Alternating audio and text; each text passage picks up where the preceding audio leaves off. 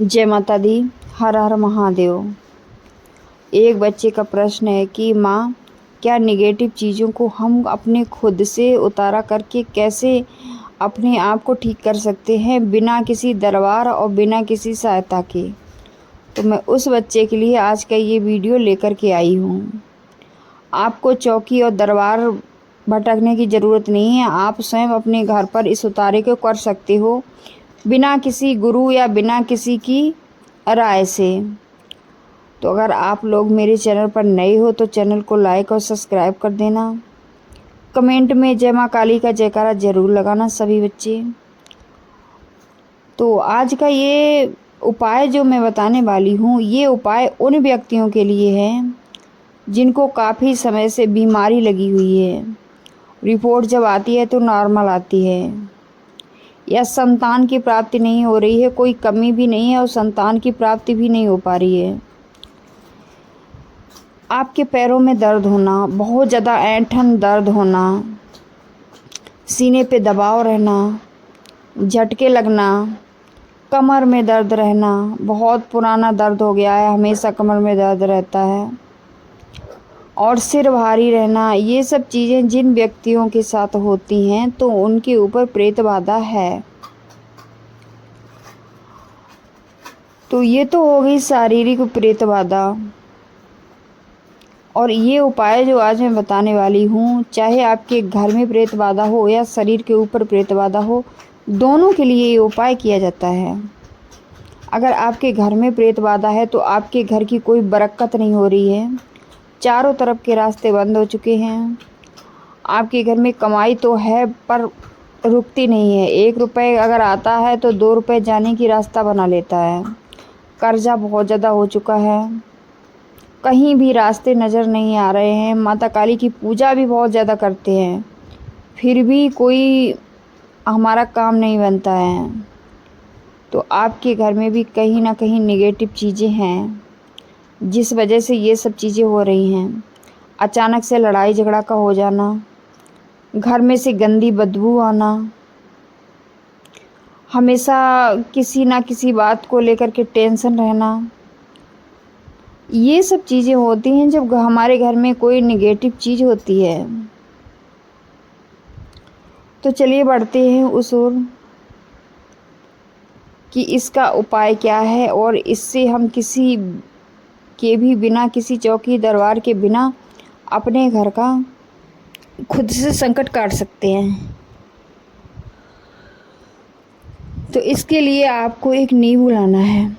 नींबू हरा होना चाहिए। आप उस नींबू को देख लें, कोई भी उसमें दाग धब्बा या दूषित नहीं होना चाहिए। आप नींबू को लेकर के आएँ किसी शनिवार के दिन, उसे अच्छे से धुल लें। धुलने के बाद जहाँ भी आपका पूजा का घर है उस जगह आपको माँ का दीपक लगाना है। दीपक आप सरसों के तेल का लगाएंगे, माँ काली के नाम का। दीपक लगाने के बाद आप माँ के सामने बैठ जाओ, और सामने बैठने के बाद आप एक अंगारी करके रखना जिसमें वो नींबू जल सके। अंगारी करके रखना, अंगारी के मतलब खूब अच्छे से अंगारी कर लेना जो आपका नींबू जल जाए। माँ के सामने बैठ जाना है।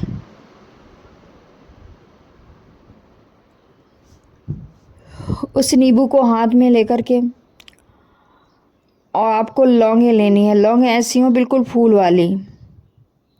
अगर आप अभी कुछ दिनों से ही बीमार रहते हो तो आप ये 7 शनिवार करना, और लंबे समय से आप बीमार रह रहे हो तो आप ये 11 शनिवार करना।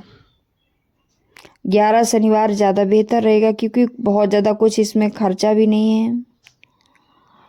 तो आप कोई एक जैसी मोटी सुई वगैरह या कोई चीज़, कील वगैरह ऐसी हो जो नींबू में 11 छेद हो जाए। कील जैसे लोहे की कील नहीं आती, उससे आपको 11 छेद कर लेने हैं जो लौंग उसमें आप लगा सको। आपको 11 लौंग उस नींबू में लगा देनी है। इसके बाद सभी लौंगों पर आपको सिंदूर लगाना है।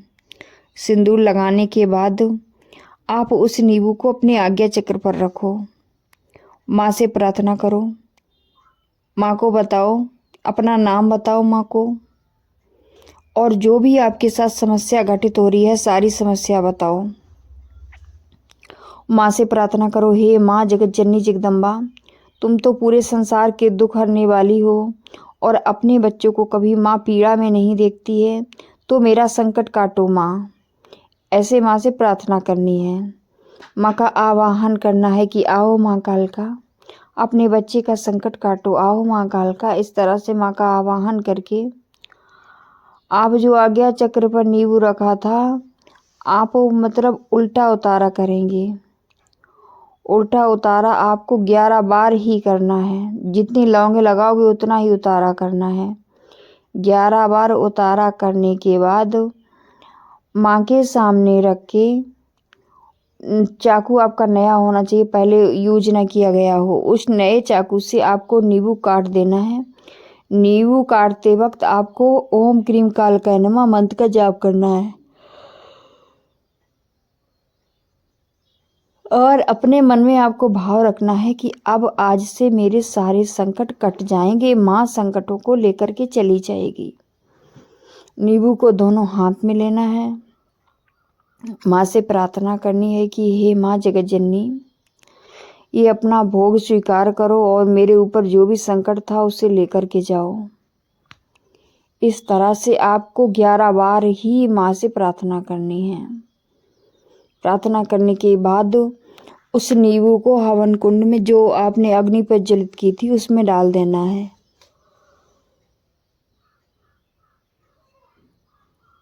उसमें डालने के बाद जब नींबू जलेगा, अगर नींबू चिटचिटा रहा है, चिटचिट की आवाज़ आ रही है, तो समझो आपका प्रेत खत्म हो रहा है आपके शरीर से। उस नींबू की तरफ आपको एकटक देखते रहना है, एकटक देखते रहना है, देखते ही रहना है। आप तब तक उस नींबू की तरफ देखेंगे आंखें एकटक करके, जब तक आपके शरीर से पूरी ऊर्जा, जो नेगेटिव ऊर्जा है, वो खींच ना जाए। और नींबू जब पूरा जल जाएगा तो आप उसकी जो राख है किसी गंदी जगह डाल देना, जैसे कूड़ा कचरा जो भी चीज़ें हैं, उस जगह आप उस राख को फेंक देना। आपको उस राख को अपने घर में बहुत ज़्यादा समय तक नहीं रखना है, ठीक है। तो ये तो था कि शरीर के ऊपर कष्ट। अगर आपके घर के ऊपर कष्ट है तो आपको कैसे करना है। इसी तरह से नींबू में लौंग ओंग लगा के तैयार करके आपके अपने घर में सभी कोनों पर घुमाना है। माँ से कहना है जो भी मेरे घर में नेगेटिव चीज़ है, प्रेत बाधा है, इसमें माँ खींच के लाओ, लाओ माँ खींच के। पूरे घर में नींबू आपको उल्टा उल्टा करके घुमाना है। घुमा करके इसी तरह से नींबू जलाना है। उसमें आपको देखना नहीं है। माँ से प्रार्थना करके ही नींबू को माँ के सामने जला देना है। ये थी मेरी आज की जानकारी, छोटी सी, मेरे भाई बहनों के लिए जो कहीं ना कहीं प्रेत बाधा और इन सब चीज़ों से पीड़ित हैं। चौकी दरबार जा के बहुत सारे पैसे भी दे चुके, फिर भी आराम नहीं रहता है। तो आप लोग इस उपाय को अपने घर पर ही कर सकते हैं। एक बार आराम नहीं मिला तो आप दोबारा इस उपाय को कर सकते हैं। इसमें बहुत ज़्यादा खर्चा नहीं है और ना ज़्यादा आपको समय देने की ज़रूरत है, ठीक है बच्चों। तो आप लोग इस उपाय को कर लेना। अगला वीडियो मैं किस टॉपिक पर बनाऊं तो आप लोग कमेंट में ज़रूर बताना। अभी एक बच्चे का ये प्रश्न था, तो एक बच्चे के सवाल से हो सकता है इसमें कई बच्चों की मदद हो जाए, कई बच्चों की सहायता हो जाए, जो बच्चे अपने घर पर ही संकट का काट कर सकें। तो आप लोग इस वीडियो में सहयोग करना, लाइक और कमेंट ज़रूर करना, ज़रूर से ज़रूर, तभी अगला वीडियो बनाने का मेरा मन करता है, ठीक है। मेरे बहुत प्यारे प्यारे बच्चे हैं जो इस वीडियो को देख रहे हैं, दिल से उन बच्चों को जय माँ काली, हर हर महादेव। मेरे प्यारे प्यारे बच्चों को मिलते हैं फिर अगले वीडियो में। तब तक के लिए आप इस उपाय को करते रहना और देखना किन बच्चों को कितना कितना आराम मिलता है, ठीक है।